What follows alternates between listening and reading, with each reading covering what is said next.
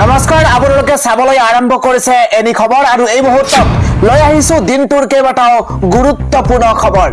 আজিৰ দিনটোৰ প্ৰথমটো গুৰুত্বপূৰ্ণ খবৰ হৈছে মাজত মাত্ৰ কেইটামান ঘণ্টা বাকী আৰু তাৰ পাছতেই আৰম্ভ হ'ব ভোট গণনা। কাউণ্টডাউন ইতিমধ্যে আৰম্ভ হৈ গৈছে আৰু মাজত মাত্ৰ কেইটামান ঘণ্টাৰ অন্ততেই কাইলৈ পুৱা 6 বজাৰ পৰা 126টা সমষ্টিৰ নিৰ্বাচনী ফলাফলৰ আৰম্ভ হ'ব আৰু কোনে গঠন কৰিব চৰকাৰ, 5 বছৰলৈ দিছপুৰ কাৰ হাতত যাব, অসমত কোনে গঠন কৰিব চৰকাৰ, এই মুহূৰ্তত প্ৰতিটো আপডেট আমি জনাই আছো।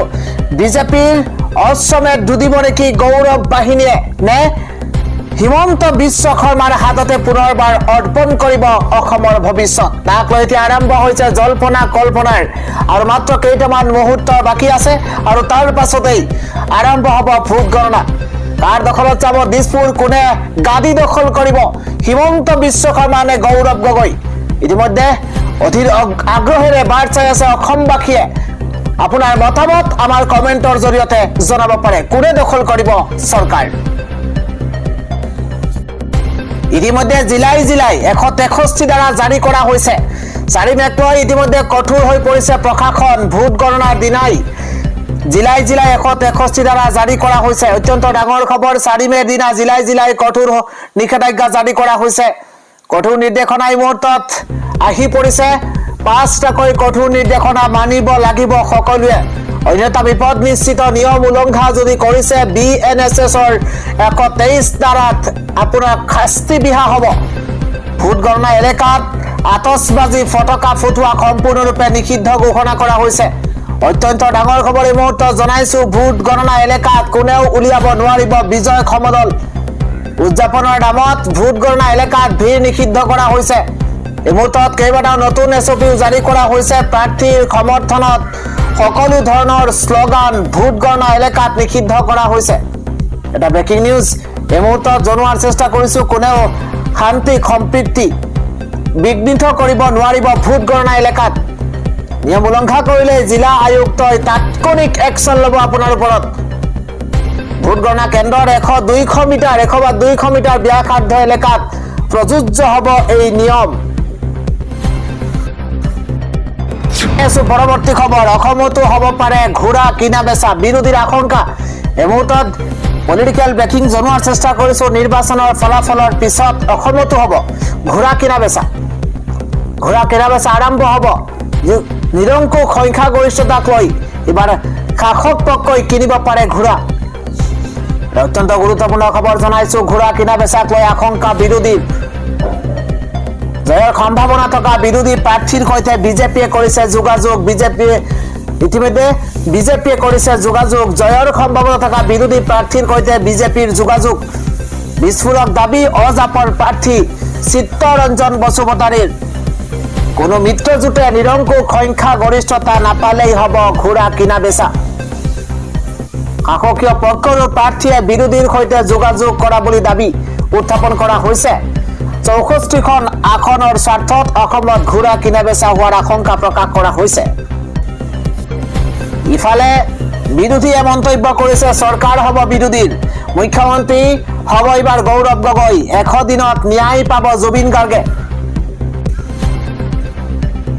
এক্সিট পোলক সম্পূৰ্ণ নস্যাৎ কৰিছে ৰাজ্যত বিৰোধীয়ে আৰু অহা 4 মে'ত কাইলৈ বিৰোধীয়ে চৰকাৰ গঠন কৰিব বুলি মন্তব্য আহিছে। এই মুহূৰ্তত গৌৰৱ গগৈ নেতৃত্বতে অসমতেই বিৰোধীয়ে চৰকাৰ গঠন কৰিব।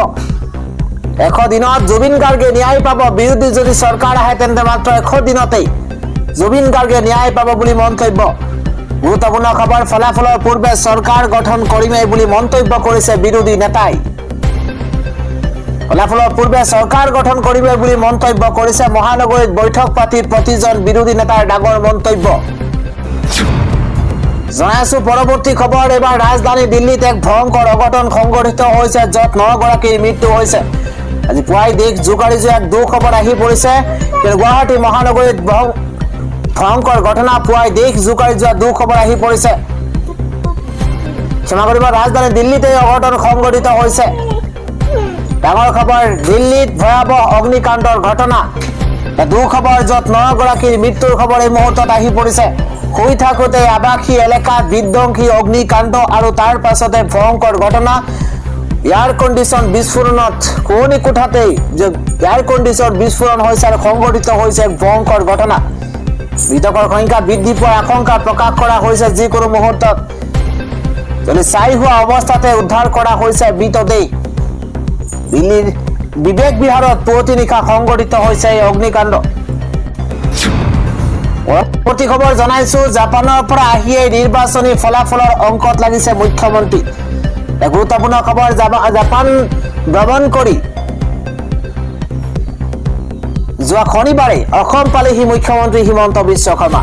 আৰু আগন্তুক নিৰ্বাচনী ফলাফলৰ সমীকৰণত এবাৰ ব্যস্ত হৈ পৰিছে মুখ্যমন্ত্ৰীগৰাকী। আজি বিয়লি দিছপুৰৰ বাসভৱনত মুখ্যমন্ত্ৰী আয়োজন কৰিছে বিশেষ বৈঠকৰ। আৰু এই বৈঠকতে আগন্তুক নিৰ্বাচনী ফলাফলৰ লগতে কৌশল নিৰ্ধাৰণৰ সন্দৰ্ভতো আলোচনা হ'ব বুলি জানিব পৰা গৈছে।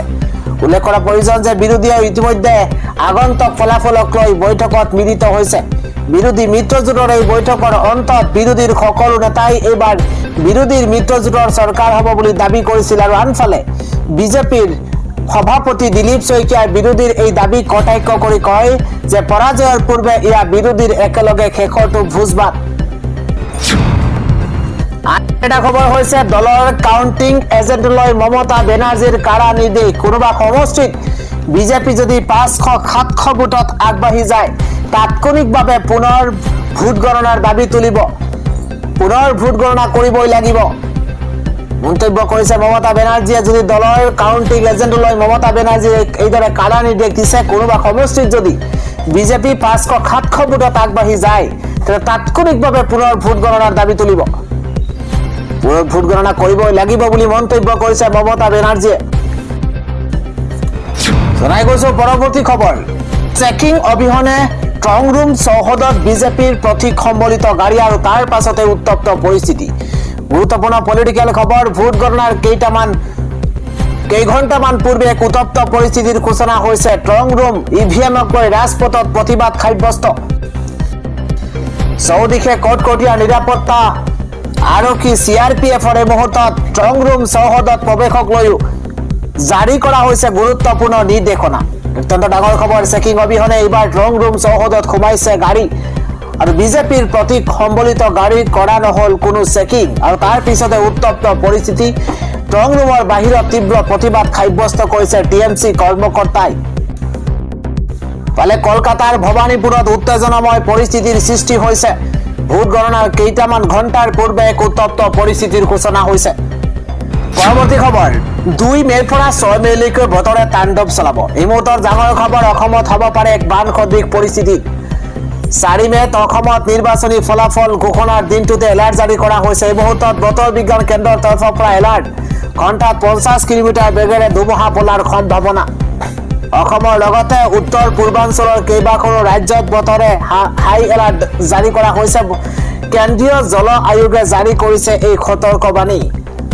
বিজুলী ঢেৰেকণি ধুমুহা শিলাবৃষ্টিৰ আশংকা প্ৰকাশ কৰা হৈছে। কাইলৈ ভোট গণনাত এতিয়া বিধি পতালি দিব নেকি বতৰে। আঞ্চলিক বতৰ বিজ্ঞান কেন্দ্ৰৰ তৰফৰ পৰা এলাৰ্ট জাৰি কৰা হৈছে।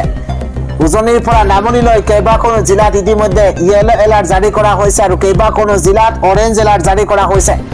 মুখলধাৰ বৰষুণে সৃষ্টি কৰিব পাৰে বান সদৃশ পৰিস্থিতিৰ। অত্যন্ত ডাঙৰ খবৰ, কেইবাখনো জিলাত য়েলো এলাৰ্টো জাৰি কৰা হৈছে আৰু কেইবাখনো জিলাত ইতিমধ্যে বতৰ বিজ্ঞান কেন্দ্ৰৰ তৰফৰ পৰা অৰেঞ্জ এলাৰ্ট জাৰি কৰা হৈছে।